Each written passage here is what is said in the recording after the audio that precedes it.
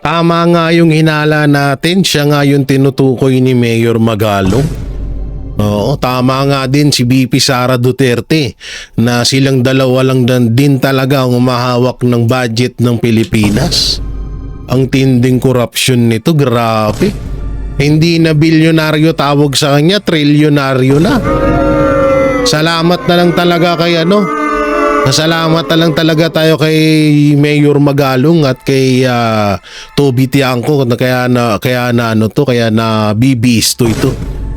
Naku po, eto na nga si Mayor Vico Soto, isa sa akin nakahangaan ko na mayor, oh. Dear Pasigueño, this morning PBBM President, the top 15 DSW contractor flood control project, you have noticed the Alpha and Omega, this top 2. Naku po, grabe itong panayam ni Mayor Vico Soto.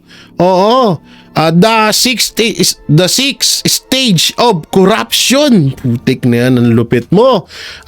Vico Soto, no? Kabado na rito yung kabada yari dito si Marcos Jr. at yung dalawang alipores niya.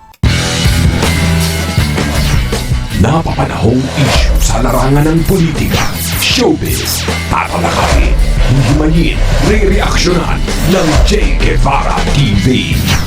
Che Guevara TV nga po pala, isang reactor ng mga viral issue na nagaganap dito sa Pilipinas. So yun po mga banateros, Che Guevara ulit nagbabalik. At eto na, Mayor Vico Soto binakbakan na hindi na nakapagtimpi at binakbakan na si Pangulong Bongbong Marcos. At eto, Mayor Magalong pinangalanan na kung sino nga ba ang mga kurap at mga langlilimahid sa pera ng taong bayan mapatungkol sa flood control issue. At eto, may yung panibagong strategy ni Marcos para hindi gumastos sa flood control. Naku po, mukhang sumang-ayon na sa ino-offer ni Ramon Ang. Grabe na talaga itong usapan dito sa flood control na to. Patindi ng patindi, ha. Oo, pasalamat na lang talaga tayo. May mga kahit papano, may mga congressman, mayor na talagang nagsisiwalat ng kawalangyaan ng mga kontraktor ng mga congressman. Kaya pala halos sira-sira yung mga flood control tinitipid sa materyales. Hindi lang tinitipid sa materyales, binabawasan din yung alam niyo sobrang tong mga kontraktor, mga congressman na to, kasi alam niyo yon yung tipong kapakanan to ng mga Pilipino. Hindi nila iniisip yun. Wala silang pakialam kung mamatay sa baha ang mga Pilipino dahil sa mga nangyayaring bagyo or pumapasok na bagyo dito sa bansang Pilipinas. Ganun ho sila kalupit, no? Oo, so eto nga mga banateros, no? Saan ba natin pag-uumpisahan? Dito tayo muna. Oo. Yung alok ni Ramon Ang ay tinanggap or tatanggapin na ata ni Marcos Jr. Eto. Pangulong Marcos na tanggapin ang tulong ng negosyante si Ramon Ang para solusyonan ang problema sa baha sa Metro Manila. Ayon sa Pangulo, nakausap niya si Ang tungkol dito noon. Lagi naman daw katuwang ng pamahalaan ng pribado sektor. Nitong nakarang linggo, nag-alok ng tulong si Ang sa gobyerno para solusyonan ang pagbaha. Kabilang dyan ang pagpapatayo ng drainage systems at pagsasagawa ng clearing operations ng libre.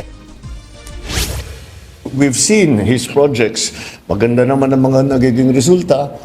He's able to bring it in on time. And, the man is an engineer. So I'm sure pinag-aralan niya na mabuti yan. There is still another side to his proposal. The LGUs have to take care of the garbage problem.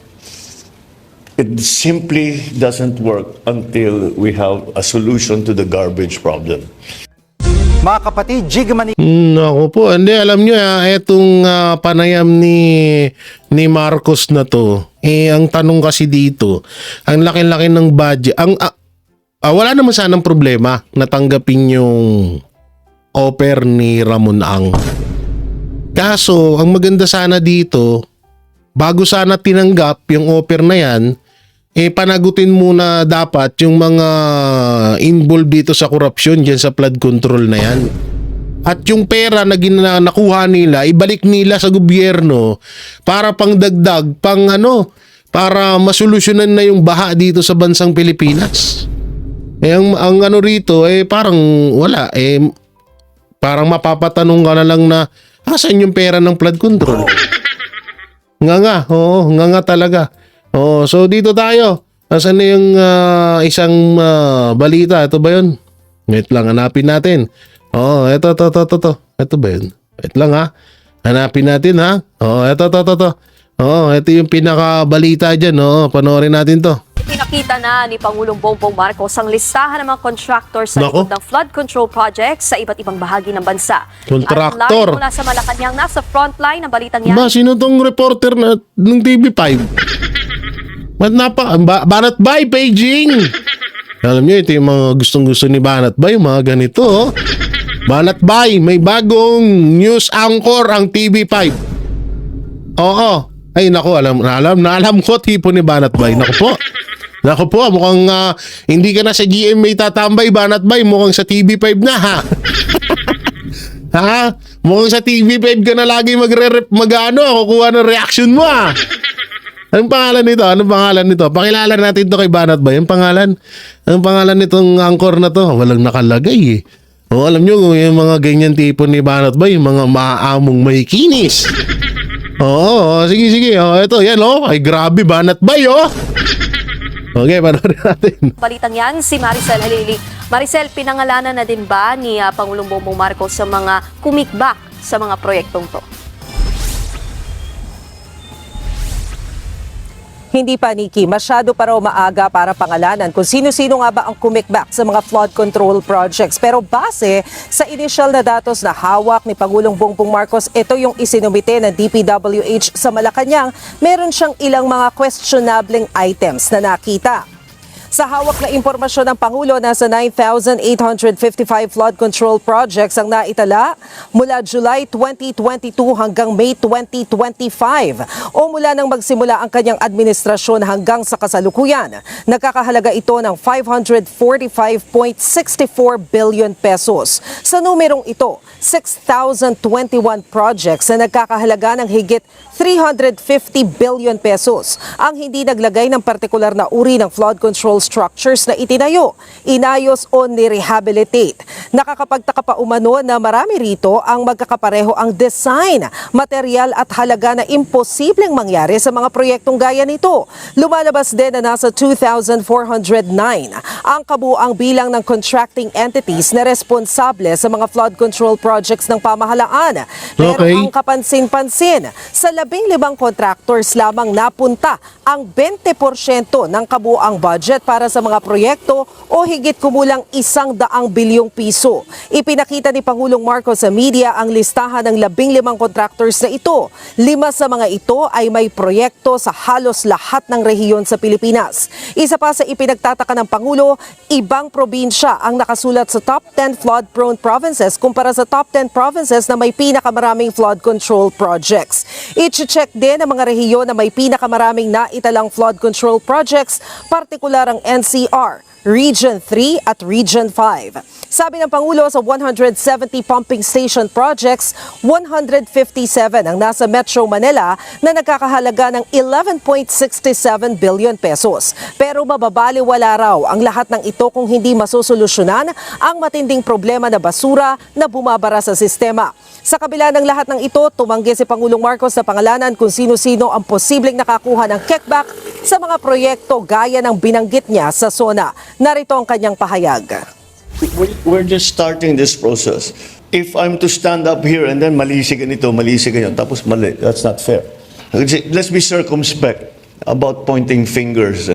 The assumption, kasi masama na ba na tao eh. So the assumption, lahat yan maulang kwenta. Hindi totoo naman yun. Meron din maganda. Meron din na buo. Meron naman na nakatulong.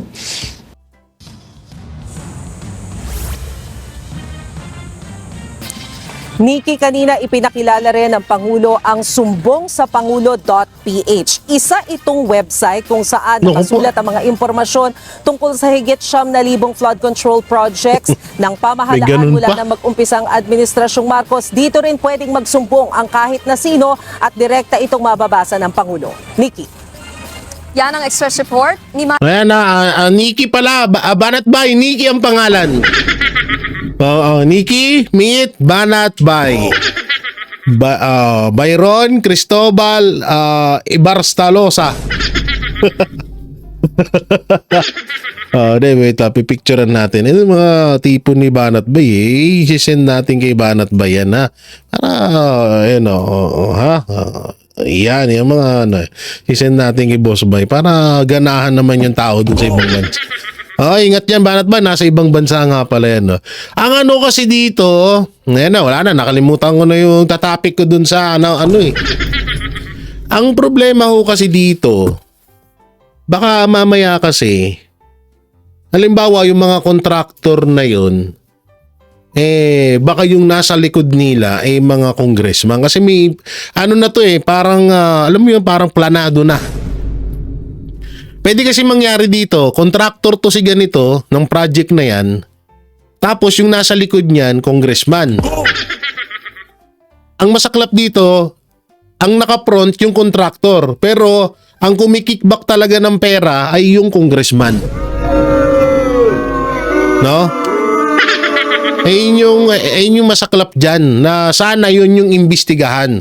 Kasi kung halimbawa lumabas dyan, ha?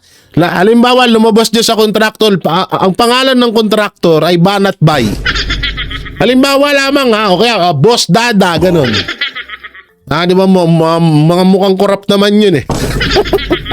Peace, mga brother. Halimbawa, Boss Dada, di ba? Ang kontraktor. Etong si Boss Dada, sumusunod lamang kay Banat Bay na congressman. Halimbawa, si Banat Bay yung congressman, si Boss Dada ang kontraktor. Pwedeng ganun kasi mangyari dyan at ganyan din naman din talaga ang kalakaran dyan pagdating sa mga flood control na yan. Na yun yung masaklap dyan, diba? Hindi natin masyadong dyan. Halimbawa, kakasuhan yung kontraktor na yun. Yung kontraktor takot magsumbong kung sino yung nasa likod niya. Malay ba natin na isa pala sa mga congressman ang nasa likod ng kontraktor na yun. Kasi una-una hindi naman mga bobo yan. Hindi naman nila ilalagay diyan na pangalan nila mismo ang sila yung nag-contract. Kukuha sila ng kontraktor, yun yung gagawin nilang front diyan sa nakawan na yan. Yun yung gagawin nila para yun ang masisi sila. Absuelto na naman. So dito, papalakpakan ko tong gagawin ni Marcos na to kung may makukulong na mga kontraktor at nasa likod ng mga kontraktor na yan at kung may babalik ang pera. Kasi kung aasa tayo katulad niyan na may nag-volunteer na isang bilyonaryo na si Ramonang, natutulong siya sa flood control, ang pangit naman nasan yung, dapat yung pera na nakalaan dyan, yan talaga yung gamitin dyan, di ba? So, antayin natin yung mga buwelta na yan. Samantalang dito tayo, saan na yun? Dito tayo sa interview ni Mayor Magalong, no? Oo, eto, live interview po ito, na kung saan ay Mayor Magalong, ilang kongresista nasa likod. Eto, basahin natin. Nasa likod ng overprices at mahabang kalidad ng proyekto. Eto na, panoorin natin to. Imposible, sir, sa atin. Imposible maputol yan. Talagang, instead na 12 meters, yung ilalagay talaga doon, talagang sinadya talaga na 1 meter lang. Ganun Grabe. nila dinadaya. Sa sheet piles pa lang yan. Lupit, Ano no? pa kaya yung desiltation pa? So, paboritong project yan ng mga mambabatas natin, mga tiwaling mambabatas natin sa Kongreso. Napatunayan na umano ni Baguio City Mayor Benjamin Magalong na dinaraya ng ilang tiwaling kontraktor ang mga proyekto ng pamahalaan. Ayon sa alkalde, 12 metro dapat ang sukat ng mga sheet pile na ginagamit sa embankment na may embedment na umaabot sa 6 hanggang 9 na metro ayon sa teknikal na pag-aaral. Ngunit sa isang nasirang embankment, lumabas na 1 metro lamang ang Tangina. na-recover na materyales. Ang laki ng kickback nila dyan. Biruin mo yung bawas na yun, ang laki nun. Mapatakaw sila lahat. Pag nanakaw sila lahat, walang katapusan yung kanilang kasakiman.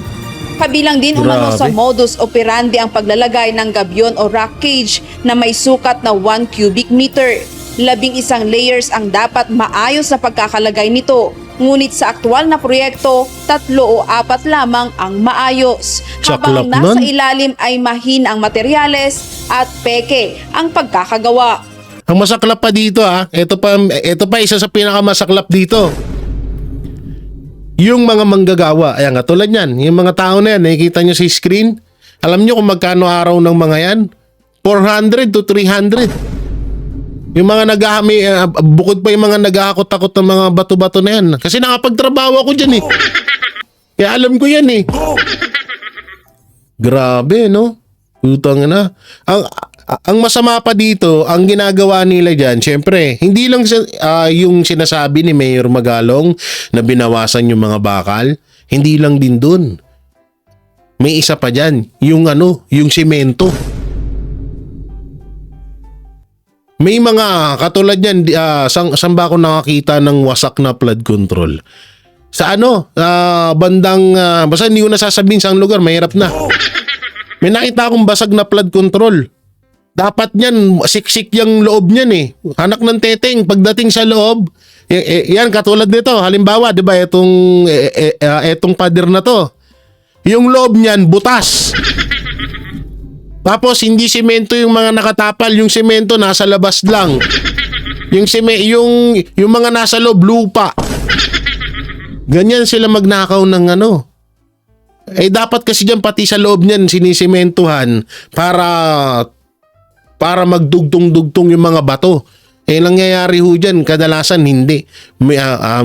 Yung iba nga pinapatungan na nga lang sa labas, pero yung loob butas.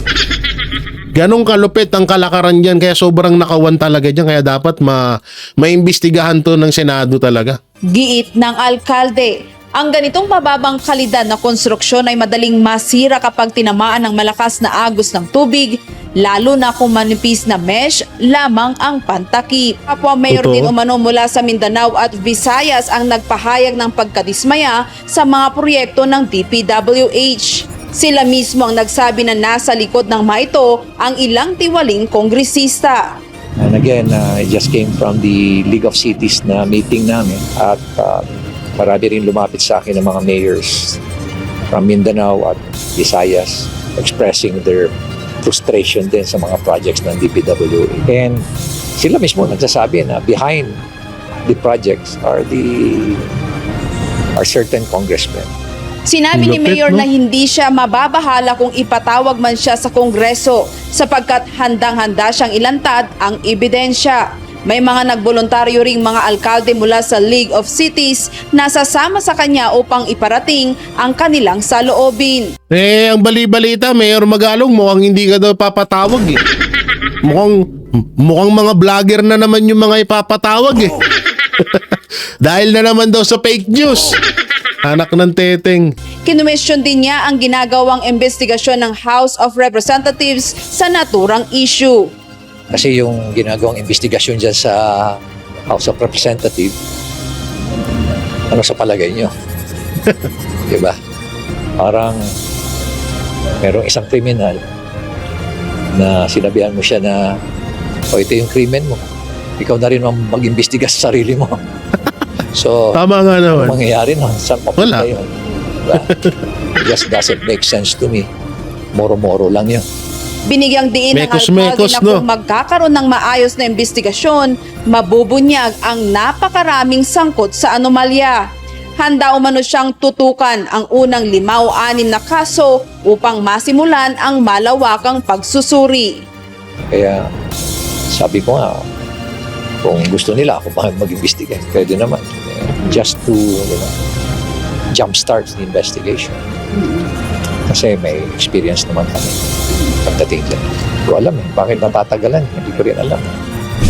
Naghahanda rin ang kampo ni Mayor Magalong na ilantad ang mga ebidensya laban sa ilang mambabatas Yari kayo upang dito. hikayatin ang mas malawak na investigasyon sa nakapanlulumong kalakaran sa mga proyektong ito ng gobyerno. Grabe, no? Tangan, ang tindi ng ano? Ang tindi ng kalakaran nila. May kickback na sa bakal, may kickback na sa bakal, sa simento, may kickback pa sa pasahod sa tao. Ang lupit. Ang masama pa niyan, yung halimbawa, 10 million na pondo, sabihin na natin 1 billion na pondo sa flood control, anak ng teteng, 500 million lang ang ilalaan. Yung 500 million, rekta bulsa na. Ay nako, lupit. Iba din, no? Iba din talaga, ho. Grabe na talaga. O, eto, pakinggan naman natin ng panayam ni Senator Villanueva. Eto, 15 contractors na hinayag ni PBBM di konektado sa mga senador Senbal Villanueva. So, panoorin ho natin to. Yung mga kasama natin dito talagang mainit din sila na gusto nilang malaman talaga kung saan napunta itong flood control at sino yung mga involved dito. Kailangan panagutin ang dapat managot.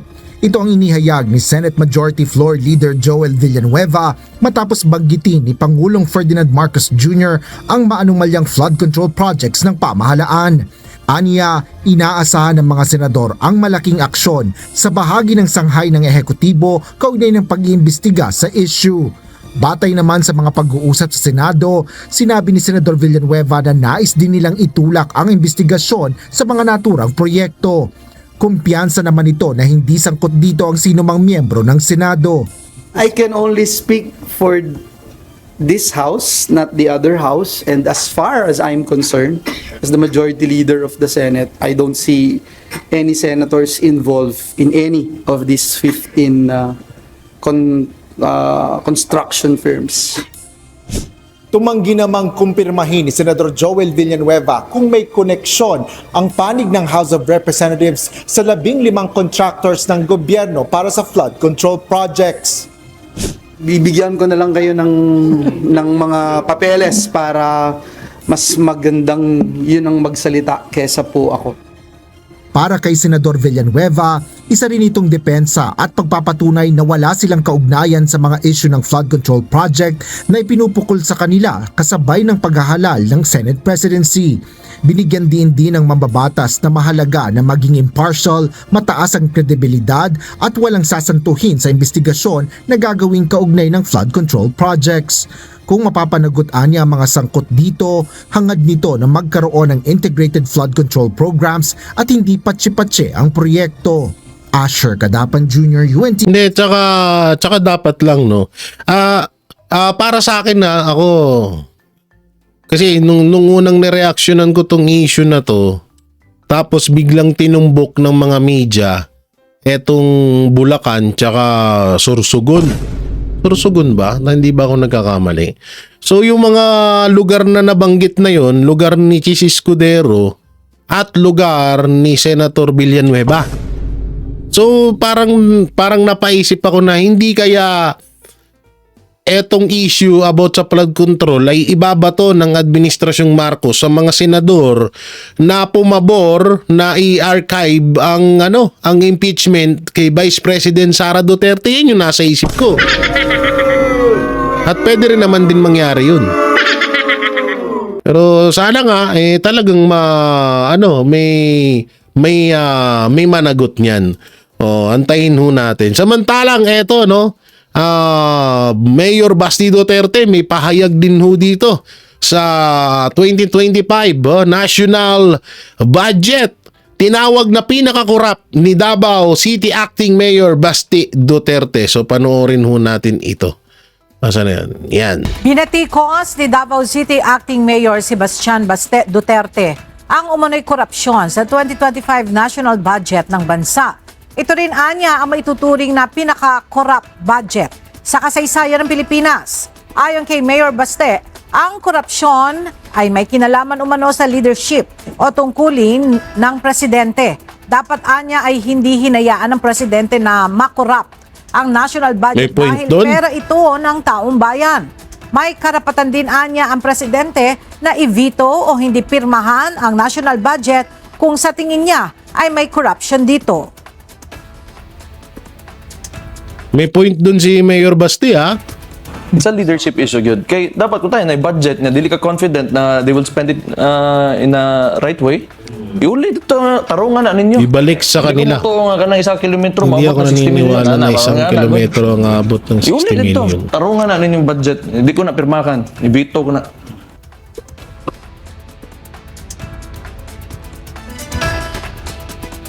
So dito sa budget na to talagang may patotohanan po ang nilabas ni dating Pangulong Baro. Mamaya papanood ko ulit sa inyo yan. Nitong nakaraang Abril, sinabi ni Mayor Baste na hindi umaasa ang Davao City sa pondo mula sa national government dahil kaya na anya ng lungsod na makasurvive kahit zero budget sila. Grabe, no? Ganun, kalupit. Ganun ang Ito pa, marami tayong pag-uusapan dito. Ito. Yan. Grace, ilang kongresista yung nasa listahan ni Mayor Magalong at ano daw yung kinalaman ng mga ito dyan sa proyekto? Aga, ayon kay Mayor niyang listahan, ngunit hindi pa niya ito isinisiwalat upang hintayin ang itatalagang investigating body ng Pangulo. Sinabi niya na maraming mayor mula sa Mindanao, Visayas at Luzon ang lumapit sa kanya upang iparating ang kanilang mga reklamo laban sa mga proyekto ng Department of Public Works and Highways. Iginit nila na So napanood na pala natin yun. Ito na lang. Wait lang ha. Ito. Ayan, kay Toby Tiangco.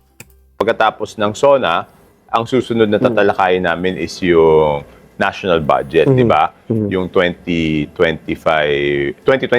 ang susunod na tatalakayin namin is the 2026 budget, di ba? Actually, August 13 yata matatanggap na namin yung National Expenditure Program. Okay. Hindi lang ako nagde-describe, di ba? Maraming nagde-describe na yung 2025 budget, yan ang pinakamasamang budget. No? Yan ang description ng mga tao.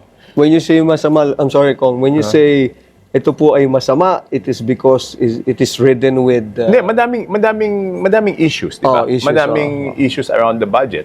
I think some of the issues are like yung tinanggalan yung PhilHealth ng pondo, tapos linagay kung saan-saan. Pero para sa akin, ang masama dun sa budget na yun is, and the previous budgets, is that yung mga flagship projects ng gobyerno, ibig sabihin ito malalaking proyekto, yes.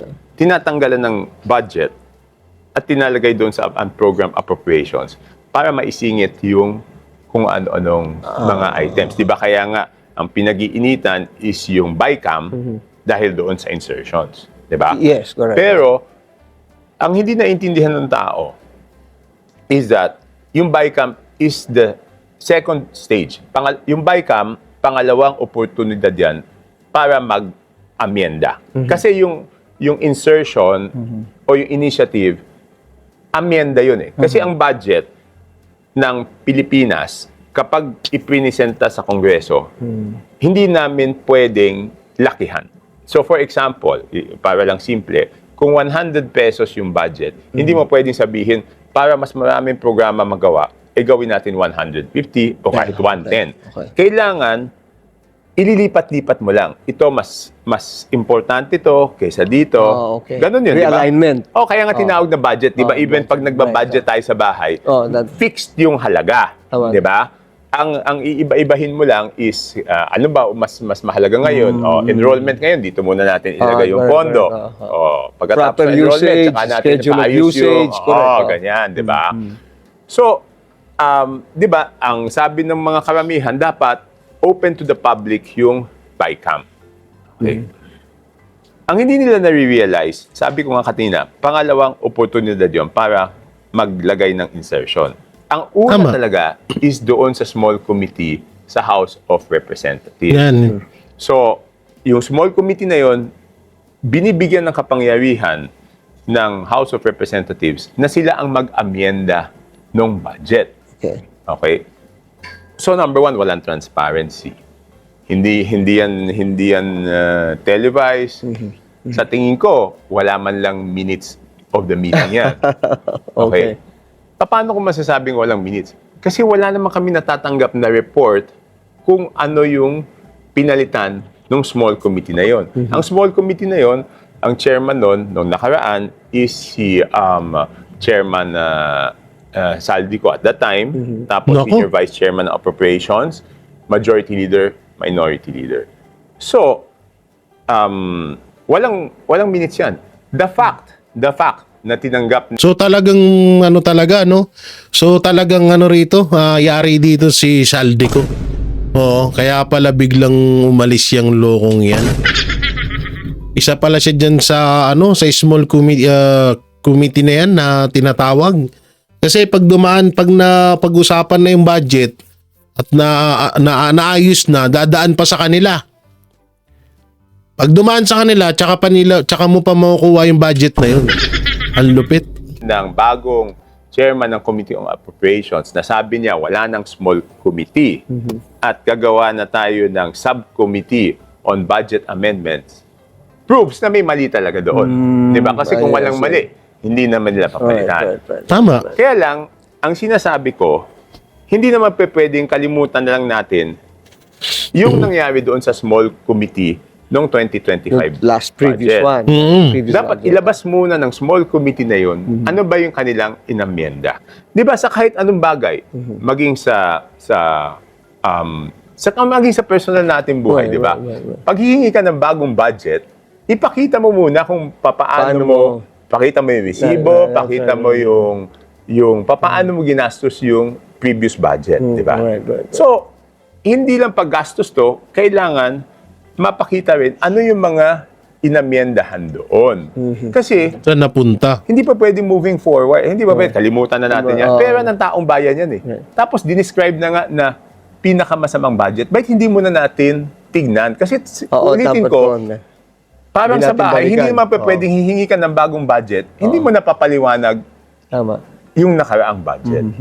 So, para sa akin, kung hindi namin bubuksan yan, parang kino-cover up lang yung pagkakamali ng 2025 budget. Instead na, imbestigahan yun. Kasi di ba, saan ako nagagaling? Nung nag-speech si Presidente ng SONA, at sabi niya, mahiya kayo. Ako, unang-una nag-standing ovation doon. Kasi alam ko... You led the standing ovation. Ang dami kasing, let me just cut you that. Ang dami kasing nagtayo, lumabas sa netizens natin na, nagpalakpakan kayo, directed sa inyo yan. Hindi, kaya ako natutuwa. Kaya ako natutuwa. Kasi alam ko, directed sa amin yun. So finally, directed sa amin yun, may chance ng magka-reforma sa budget. Kasi kung hindi presidente ang mamumuno at magsasabi nun, wala. Kung ano yung nakasanayan noon, ganun lang gagawin. Diba? Tsaka obvious na sa amin nakadirekta yun. Kasi sinimulan yung speech na yun, sabi, initiative, errata, kickback, tsaka ano ba, SOP. Yung initiative tsaka errata, Congress naman gumagawa ng House, di ba? Congress gumagawa nun. Di ba?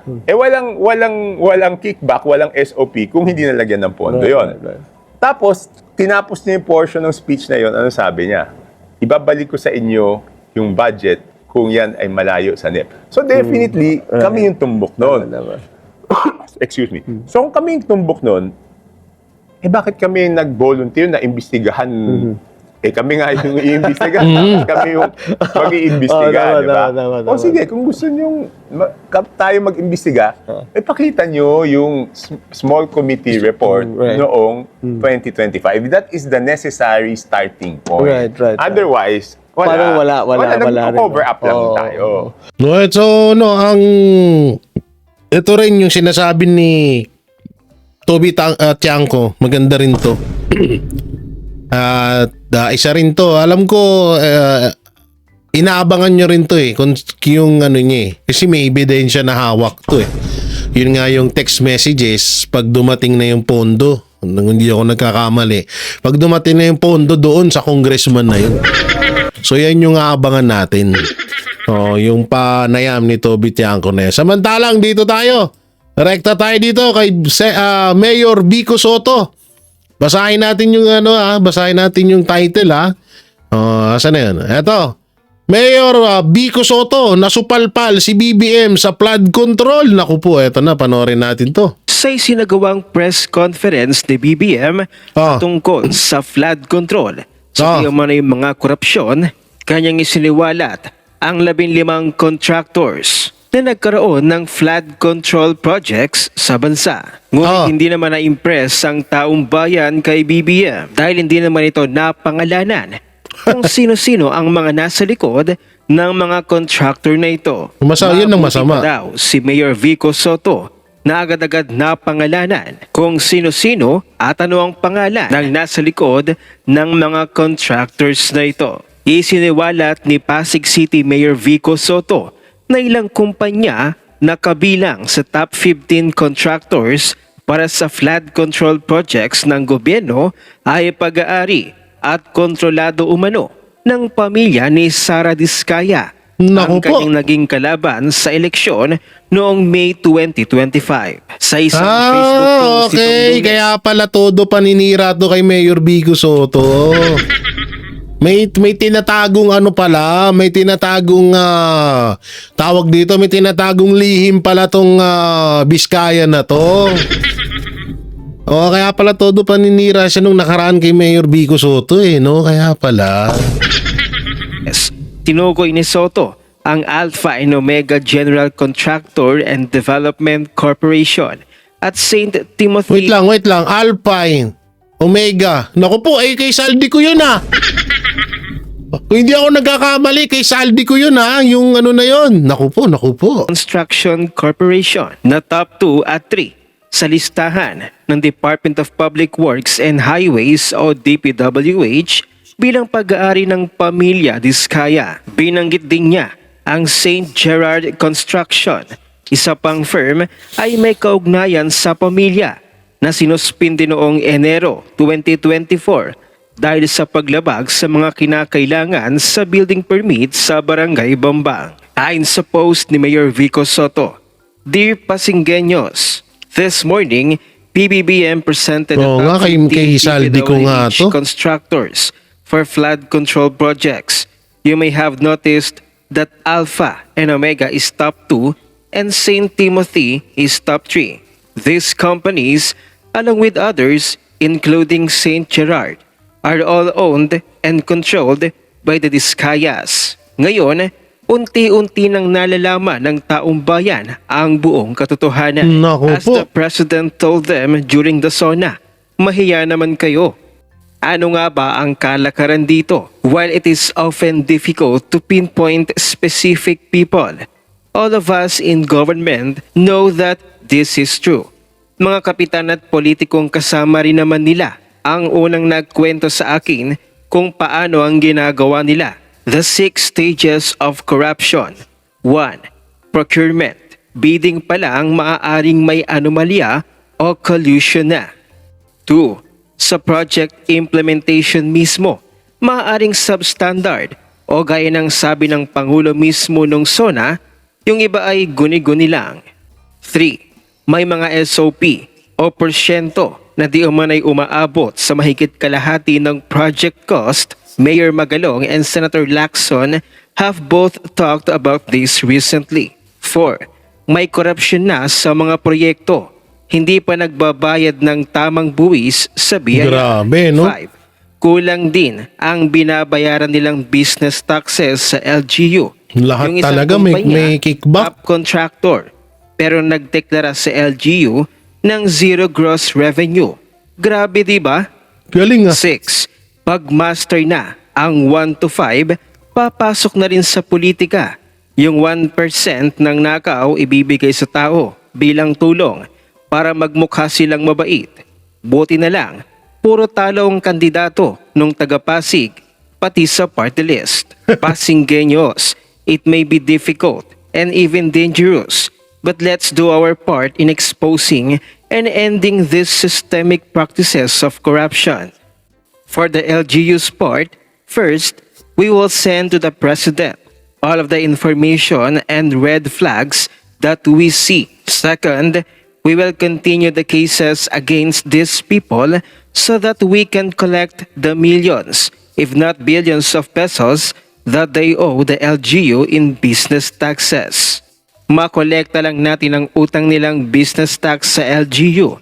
May pondo na ang Pasig para ipagawa ang building para sa judiciary at national government agencies nang wala na namang binabawasan mula sa ibang programa. Ngunit para sa isang certified DDS na si MJ Cambo Reyes, bakit tila hindi laman ng mga online news, main topics sa TV, radio programs ang patungkol sa korupsyon sa DPWH at sa flood control.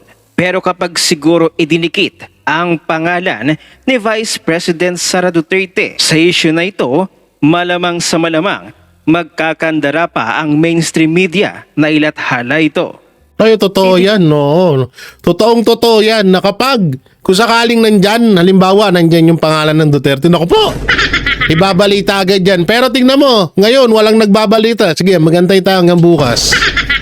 Nyo ang pangalan ni Vice President Sara or any of the Dutertes sa 546 billion questionable flood control projects. Panigurado ako. Headline sa lahat ng online news, main topics sa TV at radio programs. Every hour, ilalabas sa lahat ng government-owned news agencies. Magpapatawag agad ng hearing ang Tricom, Quadcom, hanggang umabot pa yan sa Octocom. Magrarally at magsisigaw ang mga pula, dilaw at unipink. Mabubuhay ang dugo ng mga santong kabayo at mga kabayong mahilig sa mikropono. Samantala naniniwala. Nako po, no? Ayan ha.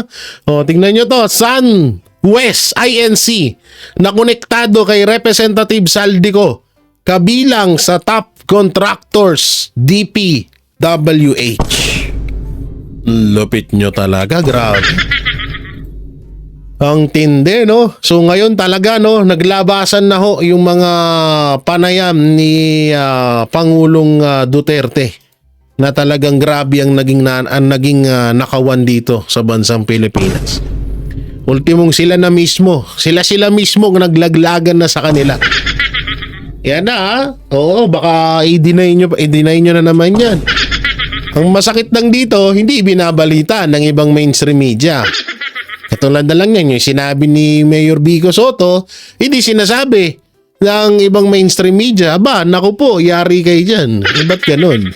Kailangan na naman, idikit na naman sa mga Duterte to. Baka sabihin na naman nila, may kontraktor. Hindi, alam nyo, ito, pustahan tayo. Pag halimbawa, may fake news na lumabas, na isa sa mga kontraktor na yan, andyan ng mga Duterte, balita agad ng mainstream media yan. Baka nga mamaya i-twist pa nila to sa Duterte na naman nila isisi, paktay tayo dyan. Ay. Pero bilib ako sa tapang ni Mayor Vico Soto, ha, palakpakan natin. Palakpakan natin, no? Alam mo ito yung isa Mayor Vico Soto, Mayor Isko Moreno, Mayor Basti Duterte. Yang tatlong mga mayor na yan yung mga talagang hanggang ngayon talagang ugong na ugong ang mga pangalan sa magagandang ginagawa nila sa kanilang mga sa kanilang mga nasasakupan. So yun mga barateros, mga kabiyaya, nung maikokomento nyo ho dito sa inilabas ni Mayor Vico Soto at dito sa panayam ni Mayor Magalong at sa mga pahayag na inilabas ni Pangulong, wag ng Pangulo, Marcos Jr. So comment nyo lang po dyan sa baba. At syempre, don't forget to like, share, comment, and subscribe sa ating YouTube channel. Paipindot na lang din po yung bell button para lagi kayong para lagi kayo updated sa ating mga video araw-araw. So maraming salamat. Ingat po kayo palagi. God bless and peace. And bye-bye.